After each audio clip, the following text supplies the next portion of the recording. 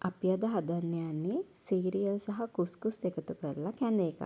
මුලින්ම පෑන් එකක් ලිපේ තියලා රත් වෙන්න තියලා බටර් එකතු කරගන්නවා.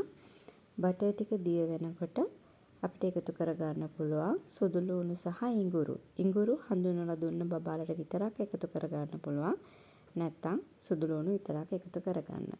ඒ ටිකත් හොඳට එකතු කරලා ටෙම්පරාදු කරගෙන අපි එකතු කරනවා කුස්කුස්. කුස්කුස් එකතු කරන්නේ විනාඩි 7ක් 8ක් විතර උණු වතුරේ පෙඟෙන්න තියලා. ඒ ටිකත් එකතු කරලා හොඳට කලවම් කරගන්නවා. චූටි වෙලාවක් කලවම් කරගත්තට පස්සේ අපි ඒකට එකතු කරගන්නවා සීරියල්. බබාට දෙන ඕනම සීරියල් වර්ගයක් එකතු කරගන්න පුළුවන්.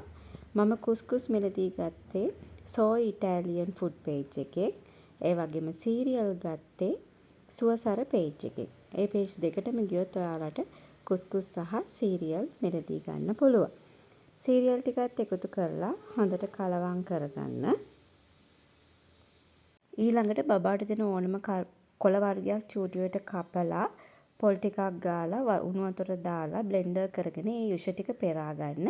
ඒක පෙරාගෙන මේකට එකතු කරලා සීරියල් ටික හොඳට තැම්බෙනකන් උයාගෙන බබා කන ප්‍රමාණයට හින්දගෙන ලිප ඔෆ් කරගන්න පුළුවන්. කැඳ වෙනුවට මේක දීලා බලන්න බබාලා අනිවාර්යයෙන්ම කයි. හදලා බලලා මටත් කියන්න. Thank you.